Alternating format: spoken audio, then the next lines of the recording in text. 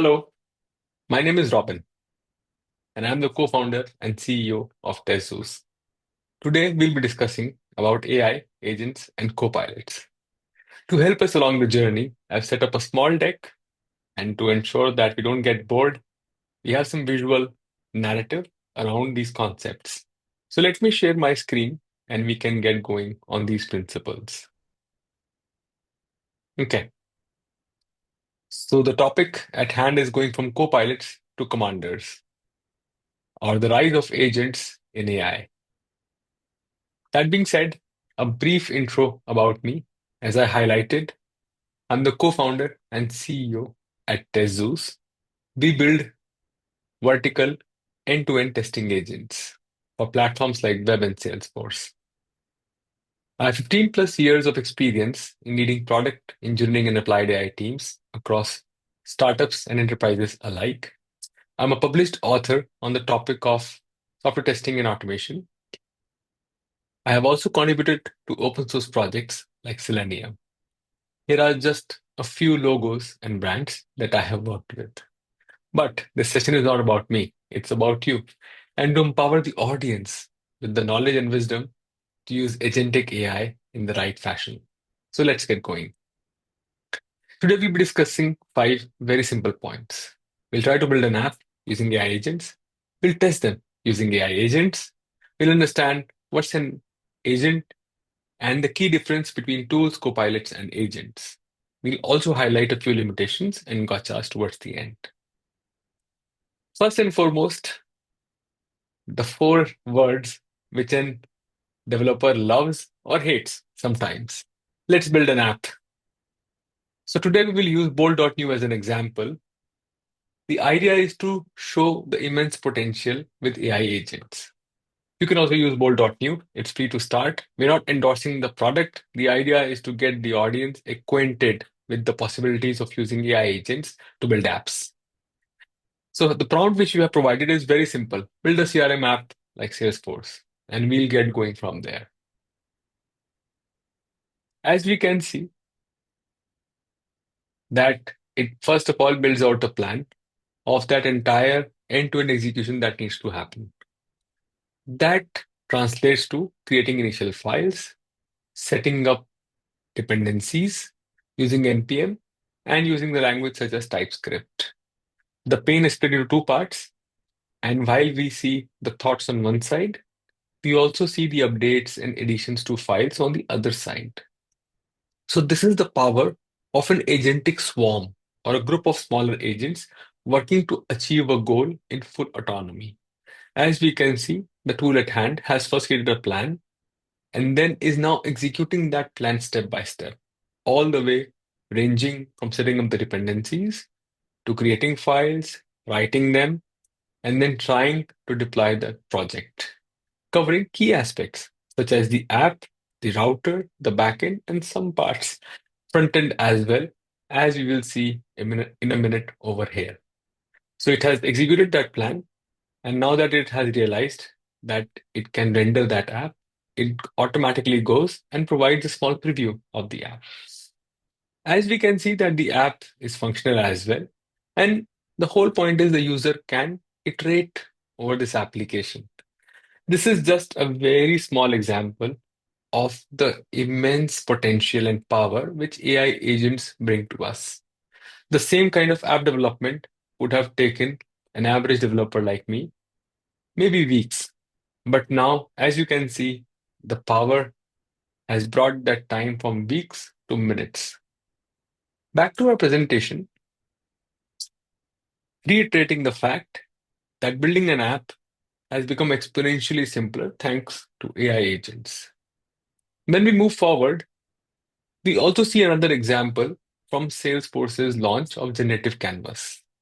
Here, a sales rep is in a call with the prospect, and as they type or ask about news for that prospect, the agentic system here actually generates the component on the fly based on a small plan that it has created for that sales rep and populates it with the correct news. I have used the word generating very specifically over here because it is not just rendering the UI or UX, it is generating the UI UX pixel by pixel on the fly. This concept also highlights quotes from NVIDIA CEO Jensen Huang earlier last year, wherein they mentioned that the future of UX and UI will be generated on the fly, not rendered, generated. Now think about it, the possibilities it brings for the end users and for engineers and developers like us. Moving further, let's quickly see where we have been to understand where we can go. We started in the software engineering industry with rules-based playbook. It was pretty manual that led to the evolution towards BPM, business process management, and then low-code task automation. Also highlights the key quote from Salesforce, clicks, not code. From there, our journey went over towards predictive ML and platforms such as RPA, robotic process automation, leading us to copilots until the last year. Interestingly, Salesforce also launched Einstein Copilot at Dreamforce and slowly, gradually started moving into the world of generative AI and agentic automation, where we are today. With the launch of Agentforce, Salesforce is only pushing it deeper and deeper into the world of technology and AI. Moving further, as we can see on that horizontal line, we are moving towards general purpose AI. A lot of folks also call this AGI, but the idea is that we go from having manual execution to fully autonomous execution. Okay. That being said, let's understand the key concepts behind an agent. There are generally a few key attributes as per academia and industry leaders which an agent should possess. First is it should have autonomy to achieve a goal. For example, testing software or building software is a goal, and the agent should have autonomy or agency to achieve that. Second is product specific knowledge. For example, e commerce or an e commerce app is a product. Third is it should have domain specific understanding or memory about that. For example, CRM or Salesforce. So the agent should understand that domain. Fourth is it should be able to act based on the environment. What is an environment? In some cases, it could be the UI state, for example, as we saw in the case of generative canvas. And last but not the least, the agent should have the ability to use tools, tools such as browsers, APIs, or IDEs. Now, compressing all of this into a key graphic, think of it like a carpenter using a hammer to achieve a goal. This goal could be building a chair. This goal could be putting a painting on the wall. But the carpenter has the autonomy, has product and domain specific understanding to achieve that goal. Also, based on the state of the environment where it is performing that task. For example, the carpenter is building a chair in its workshop, or the carpenter is putting up a painting in your home. It can plan up the task and then go execute it using tools such as browsers, APIs, hammers, or nails, whatever the case may be. So, that being said, let's look at another example. In the first half, we looked at a dev agent. Now we'll look at a testing agent. So, at TestZeus, we built Hercules, the world's first open source domain expert testing agent. It can work on technologies such as Salesforce or web. It takes in general steps of test case, Gherkin format, test data, or even an OpenAPI spec, and then runs those test cases or the test suite using tools such as browser, APIs, databases, or even security tools. Once it runs them autonomously, it provides the result for the user to understand. Let's see some of this in action. So what we'll do is today, we will take the example of a test feature. Now the test feature is very simple. It's about going to wrangler.in website and then searching for a certain yellow jacket.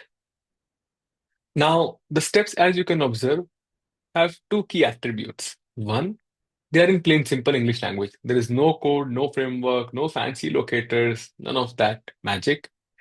The real magic is that these are loosely bound in Gherkin format.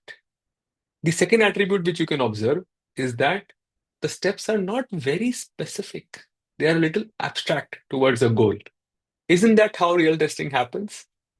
Wherein you, as a tester, get a certain test goal, and then you formulate a high level plan and then go about executing it.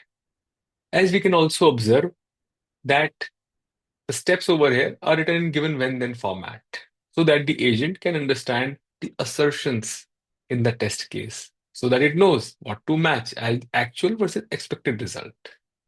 Now, Hercules can also take test data and you can also pass data as part of the test case. To ensure that we run the commands for the setup, we provide that in the shell script over here. Nothing super complicated, just about setting up the environment and then highlighting what is the input location for the test, where should the output be, where is the test data, and then using LM key and the model.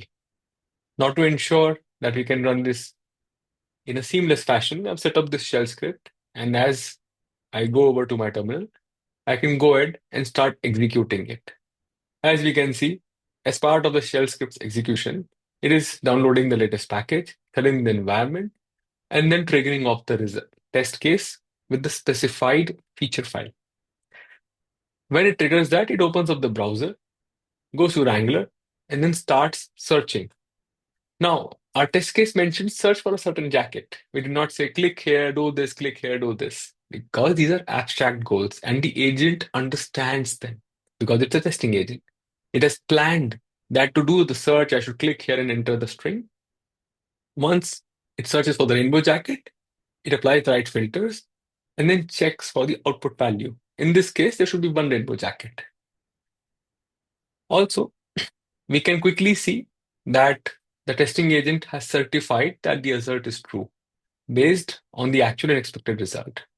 One key thing which I would love to show you over here is that through the output, if we look for things such as plan, the planner agent is the one which actually takes the input from the user, sets up that plan, and then goes about executing it with the help of other agents. Now, what are these other agents? We also have agents such as the planner agent or the browser navigation agent. So think of this. The planner agent takes the task, creates an elaborate plan, and then starts executing it with the help of other agents. In this case, for example, the browser agent. So that is the power with a multi-agentic framework, wherein you can provide it an abstract task and autonomously it can go ahead and execute it with the help of other agents. Isn't that a nifty team, just like a small football team, wherein they try to achieve the goal with the help of other players in the team? So that being said, that's a high-level overview of Hercules. You can find more at the GitHub repo for Hercules. It's all open source, and we have also open sourced the evals for the system. Here is a quick sneak peek into how all of this works together. The author provides the test case, and we use Autogen as one of the key technologies, wherein we observe and interact with the environment, which is the web browser. Now we take snapshots, and as we saw, the planner agent breaks that abstract goal into multiple executable goals, works with the browser agent to execute that goal, and the browser agent keeps on doing a few things in a loop. It senses the state using tools like getDOM, and then it interacts with them using action tools, for example, clicks or API calls. And then all of this keeps on happening in loops until we achieve that goal of testing that test case or scenario and push out the result. That is interestingly similar to what a lot of agents use inside. That being said, let's look at a few industry use cases. First and foremost is services. Thanks to Salesforce's AI consumer experience insights, we can see very fascinating numbers. For example, top customer service frustrations are the lack of self-service or too many transfers. And 54% users actually don't care how they interact with the system. Just remember, the last time you ordered food and it was delayed, do you care about how you interacted with the system, or do you care more about the food getting delivered on time? Interestingly, services is one of the key industries where we can use agents to exponentially accelerate the resolution of cases. That also brings us to an industry close to my heart, engineering. First and foremost, we can use AI agents for development. As we saw earlier, Bolt is just one platform. We also have agents from other industry players such as Replit and even Salesforce. Second, even closer to my heart is testing. As we saw earlier, TestBoost provides medical testing agents. Interestingly, Salesforce also launched Agent Testing Center, wherein you can use the technology to test the Agentforce agents. Last but obviously not the least is DevOps. Salesforce DevOps Center has some AI capabilities. In addition to that, we have platforms like SRE.ai, which provide DevOps agents, or even Amazon's Q, wherein you can interact with the DevOps agent in natural language and ask it to perform tasks like setting up the Kubernetes cluster or deploying an EC2 instance. A key question which was highlighted at a recent conference I went to was the difference between Einstein Copilot and Agentforce. A lot of people were dismissive of the idea of Agentforce and mentioned, oh, we believe that Salesforce just rebranded Einstein Copilot to Agentforce. I would love to urge them and our audience to go a little further. See, the key difference between Einstein Copilot and Agentforce is the Atlas reasoning engine. How it works is very simple. From this diagram from Salesforce, we can understand that the Atlas reasoning engine takes data from the data cloud, it does retrieval, a small drag implementation, retrieval augmented generation. Based on that retrieval, it sets out the plan and then evaluates the steps and then refines them. Just like how we saw in the case of Planner Agent earlier, or even with Bolt, that it had set up the plan for achieving that end goal. Then it helps Agentforce perform the actions using customer 360 apps or channels like Slack. And then this goes on in loops until they achieve the end goal or the outcome. In summary, Agentforce learns and reasons with Atlas as opposed to a copilot. With that note, as we go towards differences, let's understand the difference between tools such as Hammer, GitHub Copilot, agents such as TestDo's, and humans, me and you. So, few key attributes are first is autonomy. Does a hammer have the autonomy and agency to achieve a goal? No. Do copilots have it? Also, no. You would have to press tab in case of GitHub Copilot to complete the code. Agents like TestZeus are more autonomous in nature. You provide them the test case, they go ahead and run it, and they give you the result. You don't write any code. And then last but not the least are humans. We have the most autonomy on that scale. A second key attribute could be memory or context. Tools have the least context, near zero. Does the hammer know about your house? I don't think so. Humans, me and you, have the most context. In the middle, Copilot, a lot less, agents, a lot more. And last but not the least is a key attribute of guardrails. See, here is where you start to see cracks in the system. What is a guardrail? A guardrail is as simple as the instructions to avoid destructive actions. For example, in the case of GitHub Copilot or agents, you should explicitly highlight the guardrails while achieving that goal. Humans, for us, for example, ethical biases or civic sense is a key attribute of the guardrail. A practical example was when we were implementing TestZeus, we realized that while giving the API testing skills to the agent, it was very important to understand how to implement the patch or delete API calls because the planner agent can plan and add a step about deleting a certain resource. So we had to set up guardrails around it. The same applies for dev agents as well. Also, this is one of the reasons why web browsing skills can be attached as tools to agents, but they must come with specified guardrails so that the agent does not go onto the dark web and start maliciously implementing the code. That being said, it also brings us to the end of our presentation. The QR code can be scanned and you can join us on our Slack community. we can discuss more in detail about agents. Feel free to give Tezus a try. And the note on the banner is inspired from Salesforce's note, wherein we strongly believe that humans with agents can drive quality and success together. That's about it. Thank you so much. Keep learning, keep having fun, onwards and upwards towards an agentic AI future. Thank you. Have a nice one. Bye bye.